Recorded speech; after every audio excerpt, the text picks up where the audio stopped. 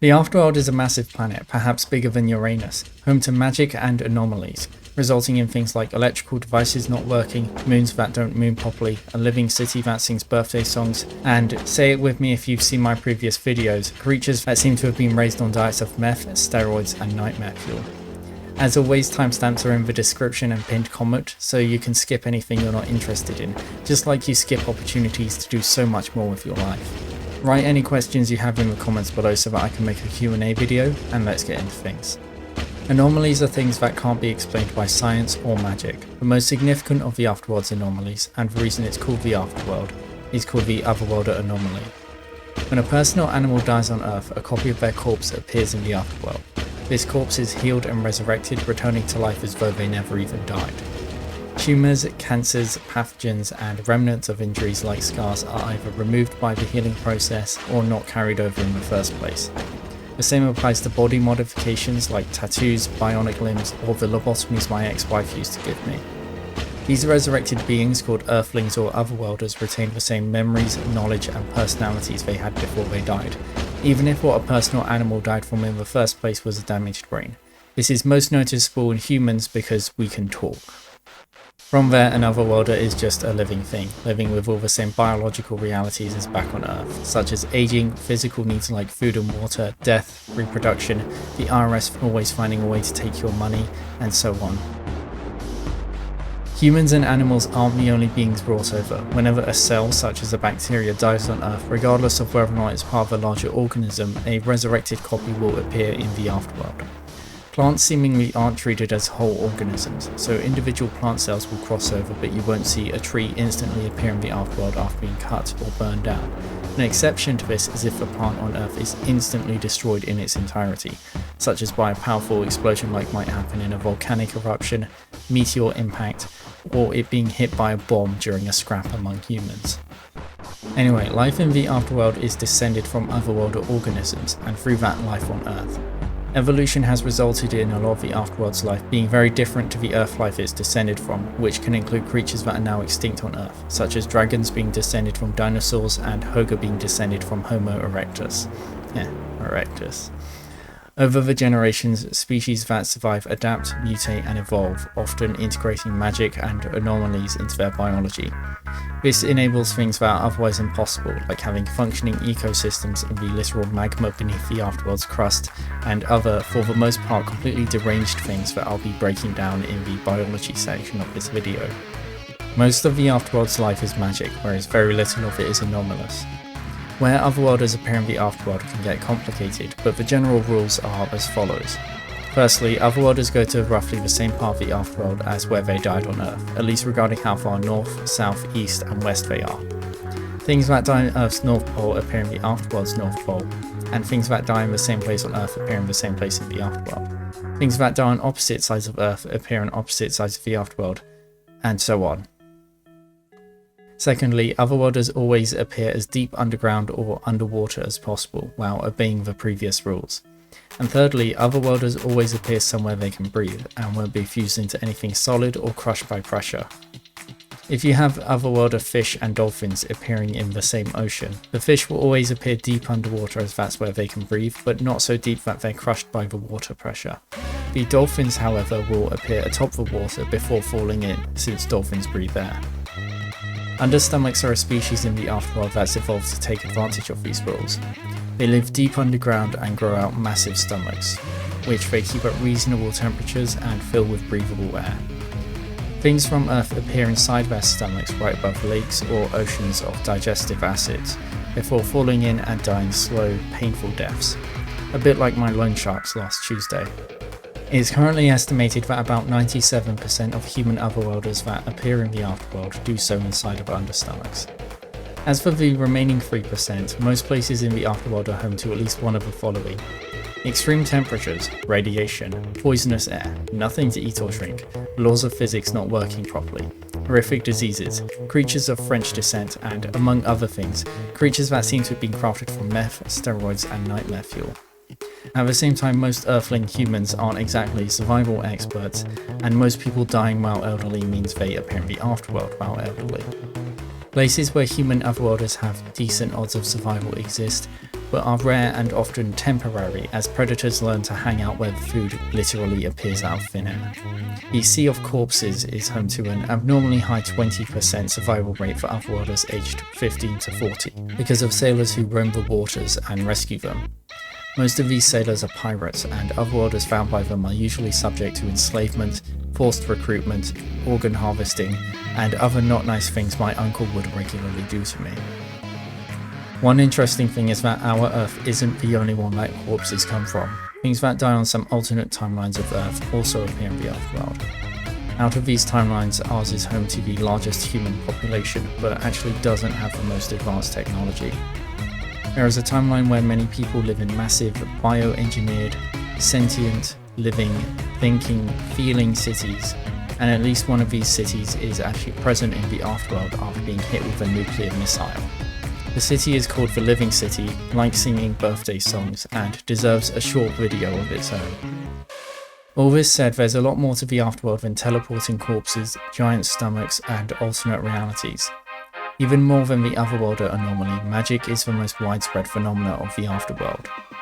Magic is an ethereal, invisible, weird stuff that can move through most solids, especially bone and wood, but moves faster through air and faster still through liquids like water, blood, alcohol, or Dr. Pepper.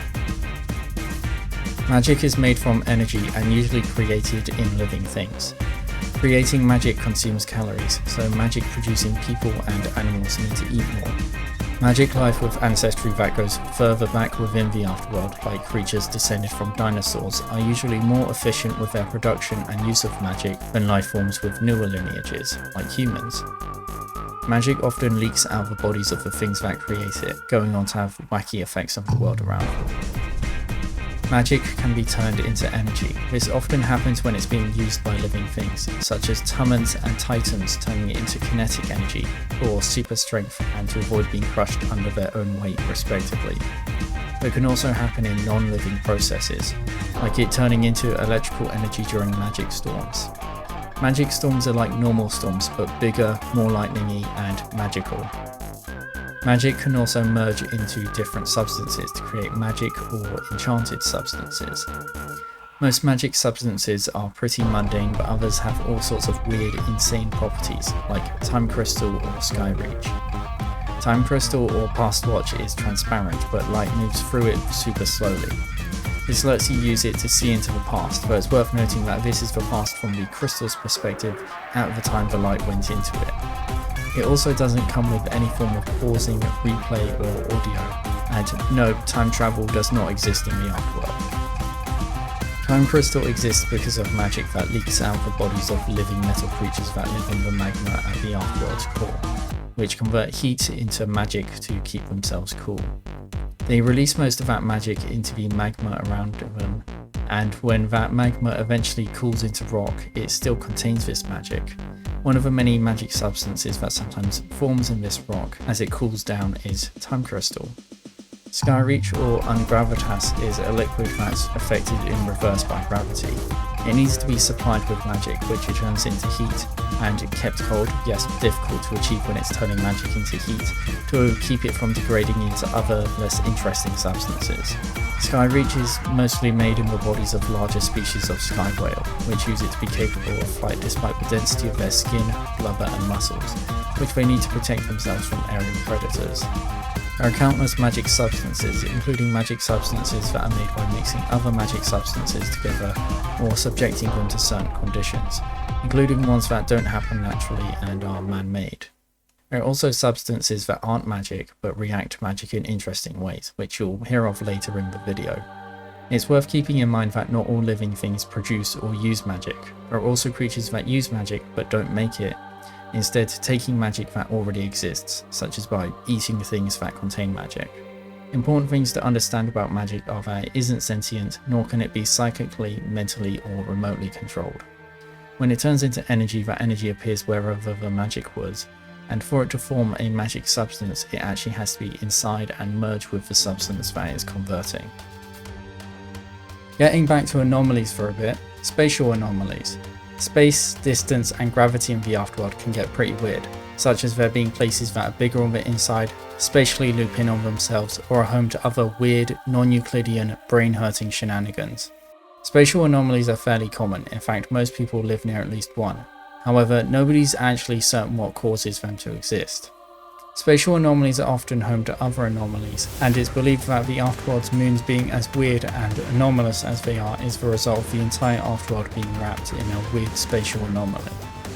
The best example of a place home to all sorts of spatial anomalies is the Lamaran Imperial Palace, which was deliberately built in a spatially anomalous area and happens to be a bit of a death trap. From the outside, the palace is less than a square mile in size. However, from the inside, it's larger than the modern-day city of London. There are hallways lined with doors that each lead to impossibly big rooms. There are hallways, rooms, and areas that infinitely loop in on themselves despite being completely straight. Rooms whose ceilings are also floors with gravity reversed. A well that leads down to up out the top of a chimney, and more. The anomalous layout of the palace is also constantly changing, such as doors and hallways regularly switching which rooms they lead into. Life within spatial anomalies often adapt to it, such as the Imperial Palace dogs. The dogs are descended from a type of wolf that used to live in the area the palace was built on, and can easily find their way around despite the palace's spatial shenanigans. Their brains are shaped somewhat differently from those of normal dogs. They're used by the palace staff and guests to find their way around, as well as being clever enough to be trained for a variety of other tasks. The most extreme case of a place being bigger on the inside is probably the Black Forest, home to massive trees with black leaves and murder horse riding grey people. If you look at it from the outside, the Black Forest is about the size of the UK. From the inside, it's anywhere from the size of Russia to literally infinite. The amount by which space is stretched increases the deeper you go into the forest, causing it to get colder and darker as the same amount of sunlight is spread over a smaller area. The trees get thicker and shorter to retain heat, as well as having lower metabolisms to survive on less sunlight. Anomalous objects, beings, and locations, including other spatial anomalies, become more common the deeper one goes into the forest. Infinity mechanisms are mechanisms that take advantage of spatial anomalies to put out continuous, never-ending mechanical force. This usually takes the form of a river or canal that loops in on itself due to a spatial anomaly, followed by a water wheel being attached, but more complicated methods do exist. Infinity mechanisms are then connected into and power other mechanisms, such as self-resetting traps, elevators, clocks, remotely operated torture devices, and other deranged doodads. These mechanisms often have to be made from very strong materials, like Leviathan bone and chrysocrystal. The Lamaran Imperial Palace is full of things powered by infinity mechanisms. Spatial anomalies typically can't be moved, and in the rare cases where they do move, it's not in a way anyone can predict or control, so infinity mechanisms generally stay put. Moving machines when they exist are generally powered by other things, like having a giant hamster running a spinning wheel in them. I like switching back and forth between magic and anomalies. My uncle often switched back and forth between beating me with his cane and beating me with his golf club. In addition to there being magic substances with weird properties, there are non-magic substances and forces that react to magic in interesting ways. The most notable of these are air, earth fuels, water, and magma. Magic in the air creates intense, ever-changing magnetic fields. This can actually be felt in the form of skin tingling, especially if you're an Otherworlder who isn't desensitized to it yet, and hair sticking up due to static. Large amounts of magic gathering can result in magic lightning storms, which usually come with but can happen without clouds or rain. The intensity and change of these magnetic fields also makes metal vibrate, as it's constantly being lightly pulled in different, ever-changing directions, which can be bad for metal machinery. Compasses also just don't work in the Afterworld. The first major effect of this is in technology, since it stops electrical devices from working properly. Charge that is meant to flow smoothly in wires is instead constantly yanked back and forth, which can overheat and break that wiring.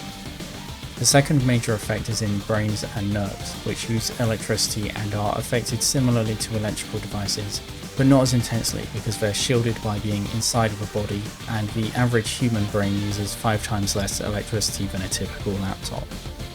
This typically causes hallucinations, voices in one's head, headaches, mood swings, nausea, insomnia, frequent nightmares, and being totally zonked, but can have other symptoms. Otherworlder brains adapt to this over time, and Afterworlder brains usually take that a bit further with genetic adaptations, but nobody has complete immunity to magical madness, especially if they expose themselves to a lot of magic. Next we have earth fuels. Earth fuels are non-magic, energy-rich, very flammable substances, such as oil, gas, coal, or gunpowder. When magic comes into contact with these substances, they tend to ignite and explode, which makes them extremely unsafe to be around. It's extremely unlikely for any fossil fuel to last long enough to actually be used for anything once dug up and exposed to air. Unsurprisingly, cars, trains, and other fueled machines are rare, and the ones that do exist run on alternative fuels.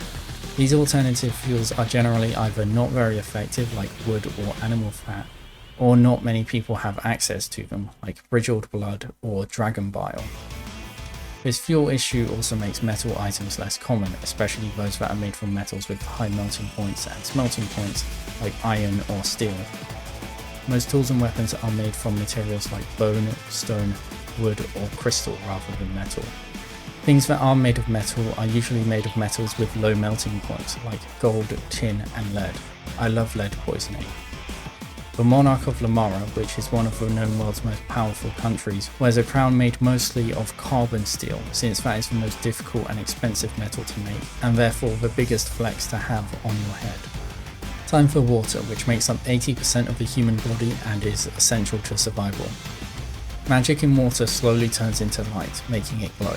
Usually the amount of magic in water doesn't make a noticeable difference, but it becomes noticeable in magic-rich places. River's Blessing, a fungi that destroys harmful pathogens and is safe to consume, thrives in magic rivers and makes them safe to drink from, though not all magic rivers have River's Blessing. Magic-rich water typically glows a light blue, but extremely magic-rich water can look like a glowing liquid rainbow. This often happens in places where leviathans, massive sea creatures that use magic to avoid being crushed by water pressure and their own weight, have recently fought one another as magic-rich blood leaks from their wounds and saturates the surrounding water with magic. Most leviathan corpses drift to the bottom of the ocean, but some are placed on beaches by the other leviathans that killed them as a way to mark territory. Last and coolest, or may I say hottest, is magma.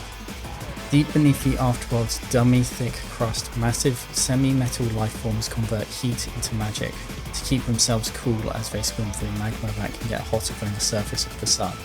They use some of this magic to sustain themselves, but most of it is excreted from their bodies and into the surrounding magma.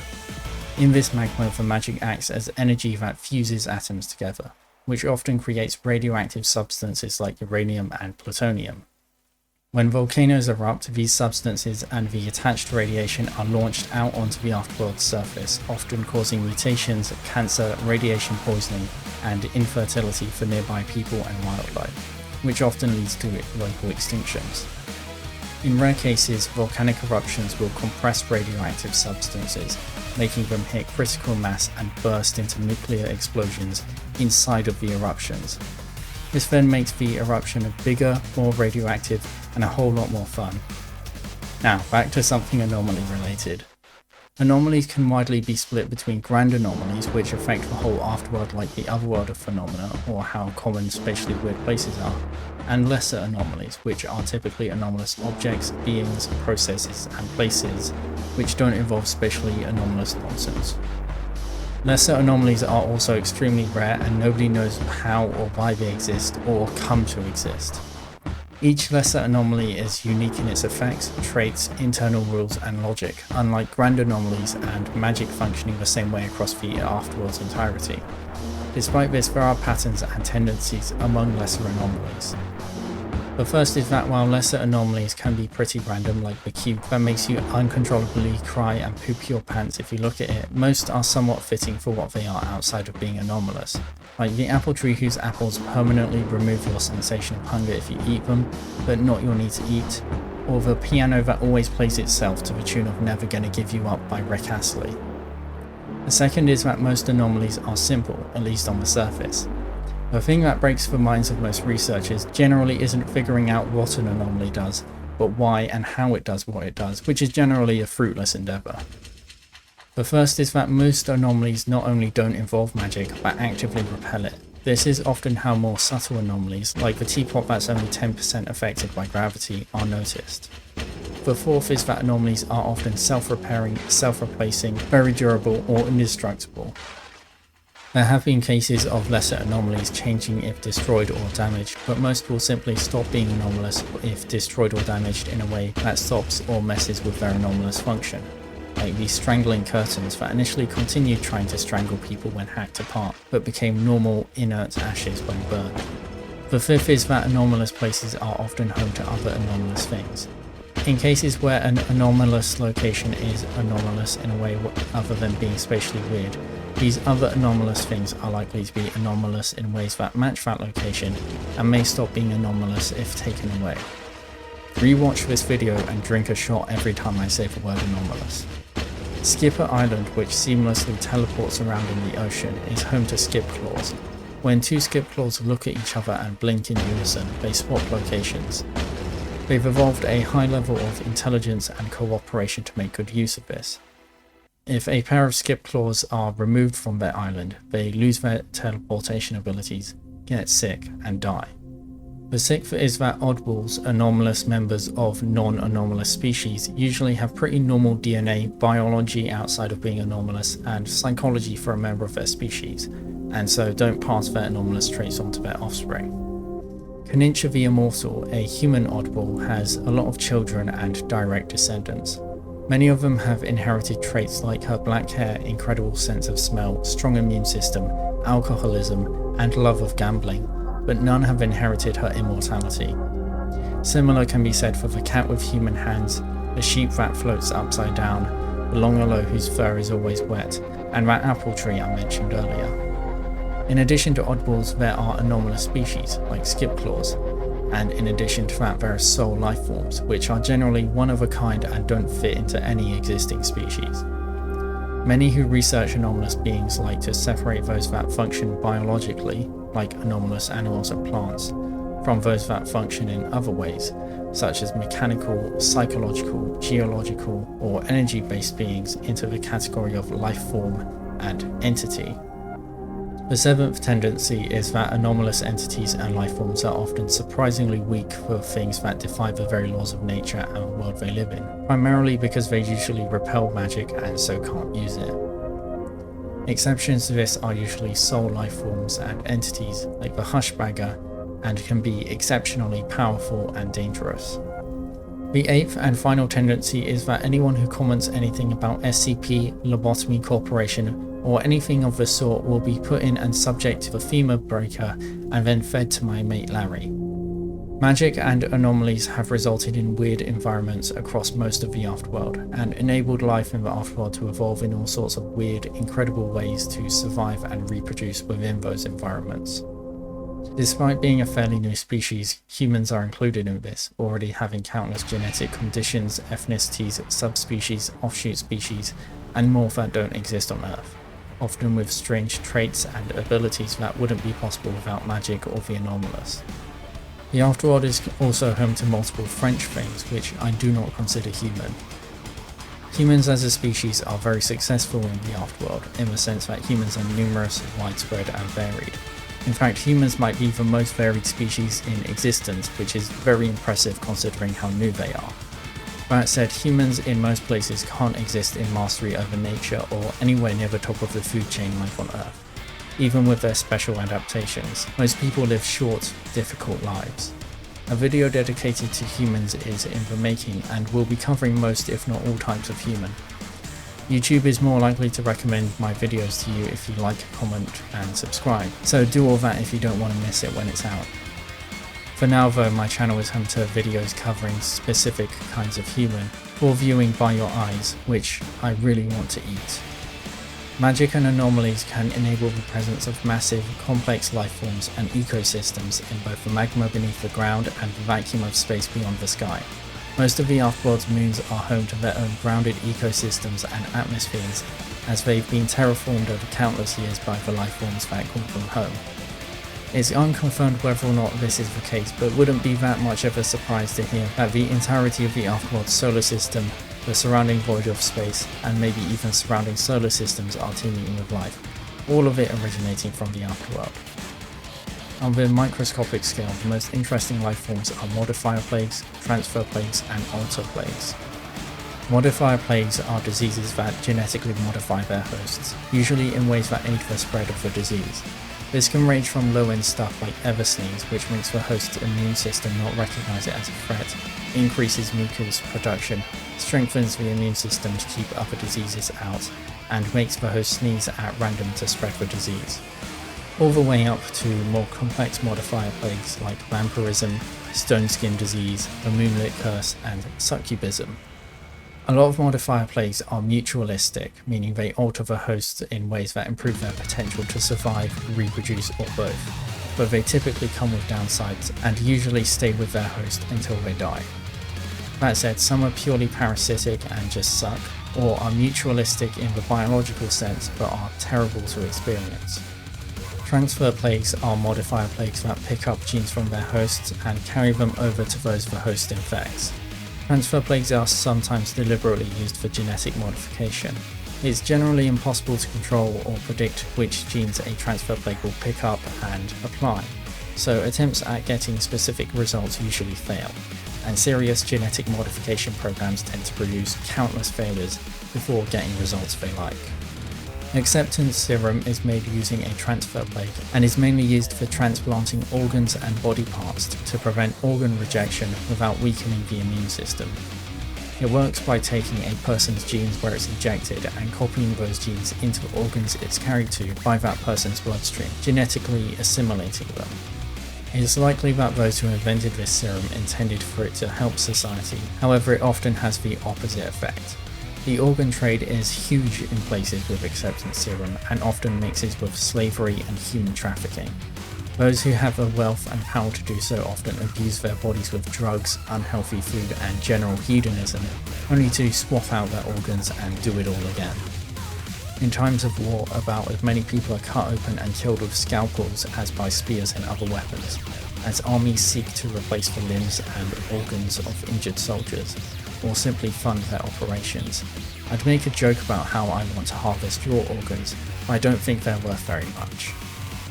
Alter plagues are diseases that alter their hosts, but with methods other than genetic modification.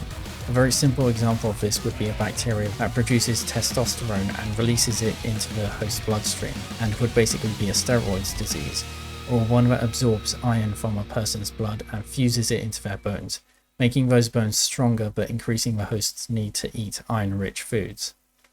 A lot of modifier plagues are also alter plagues, both changing the body directly and altering the host's genetics so that the body alters itself.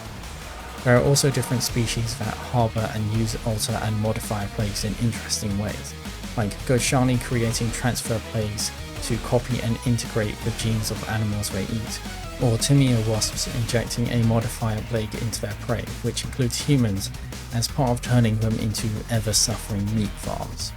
Tissue replacers are diseases and symbiotes that take the place of or create new tissues and organs within the host, such as the black heart parasite.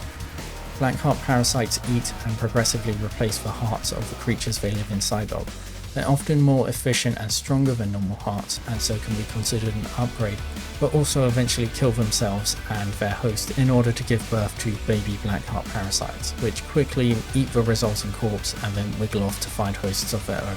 There are also equine symbiotes, which replace the spine and grow out of the host's back with larger tentacles that the host can partially control, and which seek to help the host. Equine symbiotes are very mutualistic and helpful, the only downsides being a high likelihood of back problems, increased food needs, and the symbiote sometimes acting against the host's will, especially when it tries to protect them from things that aren't actually threats, like being hugged. Black heart parasites and equine symbiotes are also very similar to each other and probably related. The Afterworld is home to a lot of megafauna, massive wildlife comparable to and sometimes descended from our own history's dinosaurs. Thanks to magic, however, wildlife can get a lot bigger, leading to titans. A Titan is any creature that is both ludicrously big and capable of movement, such as leviathans, city turtles, or mountain worms. City turtles are turtles so large that people can build entire cities on their backs, though they have to be careful not to hurt the turtle or it will destroy them and all they've built by rolling onto its back, wiggling around a little bit, getting back on its feet and then continuing on like nothing even happened. Understomachs technically don't count as titans because they spend their adult lives staying still and just letting food appear inside them, unlike titans having to actually find, obtain and eat their meals. That said, understomachs are the largest life forms in the Afterworld by multiple magnitudes, and some are large enough to digest whole countries and mess with the movement of continental plates. Between the big and small, people who watch my videos are among my favourite organisms, and should know this video is ending. Enjoy the ending slides for credits and things I forgot to mention, click the like button, submit a subscription, comment a question or something interesting, and have a terrible day, you disgusting abomination. The names of artists and where I found their art are always of art as it shows, so it's nice and easy for you to check out anyone you're interested in. Feel free to let me know if I've accidentally not labelled any art so that I can include them in the pinned comment. Big thanks to other YouTubers Natalie X Hunter and Keenan Taylor for encouraging me at different points, Otherworld for making some of the music in this video, and Universe Anvil for letting me riz their robot. I'd also like to thank my ex-wife for being a bad shot, my mate Larry for eating the local mafia, and all of my other enablers. That includes you, dear viewer, for spending some of your limited time on Earth dipping into my derangedness. As always from now on, there's some slides showing off other world building channels that you might like, to satiate your world building first while I make more videos. I'm also building up a public playlist of other world building channels, mostly focused on small channels that deserve a little more love. Now go have some fun.